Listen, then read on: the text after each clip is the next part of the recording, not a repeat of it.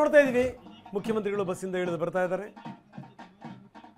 ಸಚಿವರುಗಳು ಕೂಡ ಇದ್ದಾರೆ. ಡಾಕ್ಟರ್ ಎಚ್ ಸಿ ಮಹದೇವಪ್ಪ ಇದ್ದಾರೆ, ಸೇಠ್ ಅವರು ಇದ್ದಾರೆ. ಐರಾವತ ಬಸ್ನಲ್ಲಿ ಬಂದರು ಸಿಎಂ ಸಚಿವರುಗಳ ಜೊತೆಗೆ. ಮೈಸೂರು ಅರಮನೆಗೆ ಸಿಎಂ ಸಿದ್ದರಾಮಯ್ಯ ಎಂಟ್ರಿ ಕೊಟ್ಟಿದ್ದಾರೆ. ಅರಮನೆಯಿಂದ ನೇರ ದೃಶ್ಯಾವಳಿಗಳನ್ನು ನಾವು ನಿಮಗೆ ತೋರಿಸ್ತಾ ಇದ್ದೀವಿ. ಇನ್ನೇನು ಕೆಲವೇ ಕ್ಷಣಗಳಲ್ಲಿ ನಂದಿ ಧ್ವಜ ಪೂಜೆ. ಸೊ ಬಹಳ ಬಹಳ ಅದ್ಭುತವಾದಂಥ ಸಂಗತಿಗಳಿವೆ. ಸರ್, ಶ್ರೀರಂಗರಾಯರು ಶುರು ಮಾಡಿರ್ಬೋದು, ಮೈಸೂರು ಮಹಾರಾಜರು ಅಂತ ಶುರು ಮಾಡಿದ್ದು 1610 ರಾಜ ಒಡೆಯರು.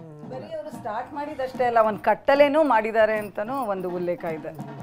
ಈ ತರ ಮಾಡಬೇಕು, ನನ್ನ ವಂಶಜರು ಇದನ್ನ ನಡೆಸ್ಕೊಂಡು ಹೋಗ್ಬೇಕು ಮುಂದೆ ಅಂತ ಒಂದು ಕಟ್ಟಳೆಯನ್ನ ಅವ್ರು ಮಾಡಿದ್ದು ಒಂದು ನಮಗೆ ಉಲ್ಲೇಖ ಸಿಗುತ್ತೆ. ಅದು ಕಟ್ಟಳೆ ಅನ್ನುವಂಥದ್ದಕ್ಕಿಂತ ನೋಡಿ, ವಿಜಯನಗರ ಕಾಲದಲ್ಲೇ ಇದ್ದಂಥ ಈ ದಸರಾ ಅದು ಪಬ್ಲಿಕ್ ದಸರಾ ಆಗಿದ್ದು ಕೃಷ್ಣದೇವರಾಯನ ಕಾಲದಲ್ಲಿ ದೊಡ್ಡ ಮಟ್ಟದಲ್ಲಿ ಬೆಳವಣಿಗೆ ಆಗ್ತದೆ. ವಿಜಯನಗರೋತ್ತರ ಕಾಲದೊಳಗೆ ಮುಂದುವರ್ಸ್ಕೊಂಡು ಬಂದಂತಹದ್ದು 3-4 ರಾಜಮನೆತನಗಳು. ಒಂದು ಆನಂತರ ಬಂದಂತಹ ಸುರಪುರದ ನಾಯಕರು ಕೂಡ ದಸರಾ ಮಾಡ್ತಿದ್ರು, ಅದ್ರ ಬಗ್ಗೆ ಉಲ್ಲೇಖ ಇದೆ. ಚಿತ್ರದುರ್ಗ ನಾಯಕರು ದಸರಾ ಮಾಡ್ತಾ ಇದ್ರು, ಅದ್ರ ಬಗ್ಗೆ ಉಲ್ಲೇಖ ಇದೆ. ಕೆಳದಿ ನಾಯಕರು ದಸರಾ ಮಾಡ್ತಿದ್ದಿದ್ದು ಉಲ್ಲೇಖ ಇದೆ. ಹಾಗೆ ಮೈಸೂರು ಕೂಡ ಈ ಎಲ್ಲ ನಾಯಕರ ರೀತಿ ಒಂದು ರಾಜಮನೆತನ ವಿಜಯನಗರೋತ್ತರ ಕೊಡಗಲ್ಲೂ ಆಗ್ತಾ ಇತ್ತು. ವಿಜಯನಗರೋತ್ತರ ಕಾಲದಲ್ಲಿ ಮೈಸೂರು ಕೂಡ ಬೆಳವಣಿಗೆ ಆಗ್ತದೆ. ಹಾಗಾಗಿ ಆ ಪರಂಪರೆಯಲ್ಲಿ ಮುಂದುವರ್ಕೊಂಡು ಬರ್ತದೆ ಹೊರತಾಗಿ ಗಮನಿಸಬಹುದು. ಈಗ ನಂದಿ ಧ್ವಜಕ್ಕೆ ಪೂಜೆ ಆಯ್ತು ಮಾಡುವಂತಹದ್ದು ಸನ್ಮಾನ್ಯ ಮುಖ್ಯಮಂತ್ರಿಗಳು ಗಮನಿಸಿ ಎಲ್ಲ ಗಮನಿಸಬಹುದು. ಪುಷ್ಪಾರ್ಚನೆ ಮಾಡಿ ಅದನ್ನ ಪೂಜೆ ಮಾಡ್ತಿರುವಂತಹದ್ದು ವಿದ್ಯುಕ್ತವಾಗಿ ಈಗ ಮೆರವಣಿಗೆಗೆ ಪೂರಕವಾದ ಈ ಮೂಲಕ ಸಿಗ್ತದೆ ಅನ್ನುವಂಥದ್ದು ನಮ್ಗೆ ಈ ಪೂಜೆಯಿಂದ ಅರ್ಥ ಆಗ್ತದೆ.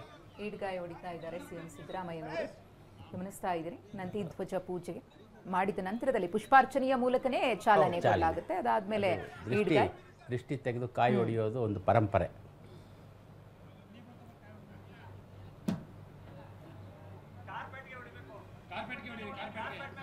ಹೊಡಿಲಿಲ್ಲ.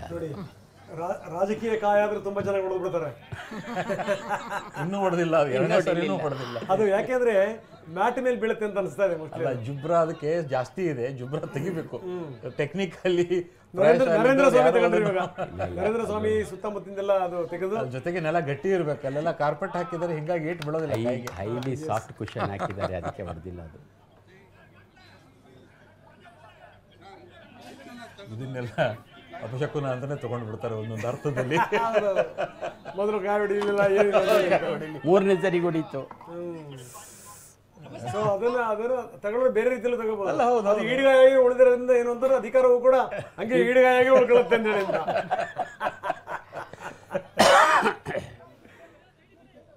ಎಸ್, ಅವರಿಗೊಂದು ಕಾಣಿಕೆ, ನೆನಪಿನ ಕಾಣಿಕೆ. ಅದರಲ್ಲಿ ನಂದಿನೇ ಇದೆ, ನಂದಿ ಮುಖನೇ ಇದೆ ಅದರಲ್ಲಿ. ಕೆಳಗಡೆ ನಂದಿ ಇರ್ತಾನೆ ಅಲ್ಲ, ಆ ಮಂಟಪ ಅವ್ರಿಗೊಂದು ಸಿದ್ದರಾಮೇಶ್ವರ ಮೂರ್ತಿ ಇದೆಯಂತೆ, ಅವ್ರ ಮನೆ ದೇವರದು. ಸೊ ಅವರು ವಿಶೇಷವಾಗಿ ಅವರೇ ರೆಡಿ ಮಾಡಿ ತಯಾರು ಮಾಡಿಬಿಟ್ಟು ಕೊಟ್ಟಿರೋದು ಇದೊಂದು ಪ್ರೆಸೆಂಟೇಷನ್ ಸಿಎಂ ಅವರಿಗೆ.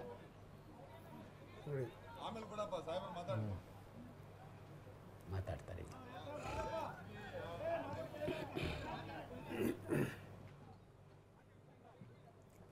ನಾವು ತೋರಿಸ್ತಾ ಇದ್ದೀವಿ ಸ್ಕ್ರೀನ್ನ ಎಡಭಾಗದಲ್ಲಿ ನೋಡ್ತಾ ಇದ್ದೀರಿ. ಆನೆಗಳಿಗೆ ಚಿತ್ತಾರ ಬಿಡಿಸುವಂಥದ್ದು ಇದೆಯಲ್ಲ, ಅದು ಒಂದು ಪರಂಪರೆನೇ. ಕುಟುಂಬಗಳು ಅದು ತಲತಲಾಂತರದಿಂದ ಅದು ಮಾಡ್ತವೆ. ಎಷ್ಟು ಅದ್ಭುತವಾದಂಥ ಚಿತ್ತಾರ ನೋಡಿ ಅದು. ಗಂಡಬೇರುಂಡ ರಾಜಲಾಂಛನ ನಾವು ನೋಡ್ತಾ ಇದ್ದೀವಿ. ಸಿದ್ದರಾಮಯ್ಯನವರು ಪೂಜೆ ಸಲ್ಲಿಸಿದರು, ಅಧಿಕೃತವಾಗಿ ಚಾಲನೆ ಕೊಟ್ಟಿದ್ದಾರೆ.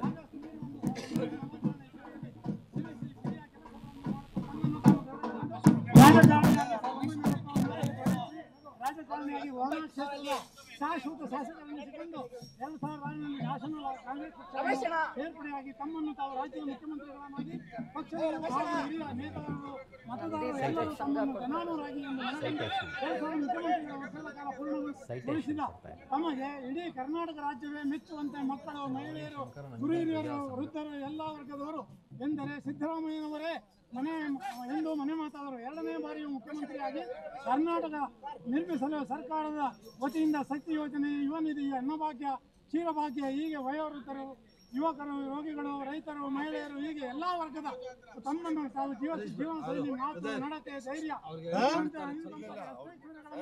ಒಳಗೊಂಡಂತಹ ಪ್ರತಿಯೊಬ್ಬರನ್ನು ಮನೆ ಮಾತಾಗಿರುವ ಸರ್ ನಾವು ತೋರಿಸ್ತಾ ಇದ್ದೀವಿ ಏನು ಅಂತಂದರೆ ಅದಕ್ಕೆ ಒಂದಿಷ್ಟು ಈ ಭಿನ್ನ ಒತ್ತಡಗಳ ರೀತಿಯಲ್ಲಿ ರಾಜರು ಹೆಂಗೆ ಘೋಷಣೆಗಳಾಗ್ತಾ ಇರಲಿಲ್ಲ, ಹಿಂಗೆ ನೀವು 2ನೇ ಬಾರಿ ಮುಖ್ಯಮಂತ್ರಿ ಆಗಿದೆ. ಬಹುಶಃ ಇದು ಫಸ್ಟ್ ಟೈಮ್ ಅನ್ಸುತ್ತೆ ಈ ಥರದ್ದು ಕೊಡ್ತಿರುವಂಥದ್ದು. ಇಷ್ಟು ವರ್ಷ ನೋಡ್ತಾ ಇದ್ದೀವಿ, ಇಷ್ಟು ವರ್ಷದಲ್ಲಿ ಯಾವ ಮುಖ್ಯಮಂತ್ರಿಗೂ ಕೂಡ ಒಂದು ಸಾರ್ವಜನಿಕವಾಗಿ ಭಿನ್ನ ಒತ್ತಡ ಈ ಸಂದರ್ಭದಲ್ಲಿ ಕೊಟ್ಟಂತಹದ್ದಿಲ್ಲ. ಪ್ರಾಯಶಃ ಇದು ಮೊದಲನೇ ಬಾರಿಗೆ, ಇದು ಮೈಸೂರು ದಸರಾ ಮೊದಲನೇ ಬಾರಿಗೆ ಈ ಥರ ಒಂದು ಭಿನ್ನ ಒತ್ತಡೆಯನ್ನ ನಂದಿ ಧ್ವಜ ಪೂಜೆ ನಂತರ ನೀಡ್ತಾ ಇರುವಂತಹದ್ದು. ಒಂದು ನಿಮಿಷ ಸರ್.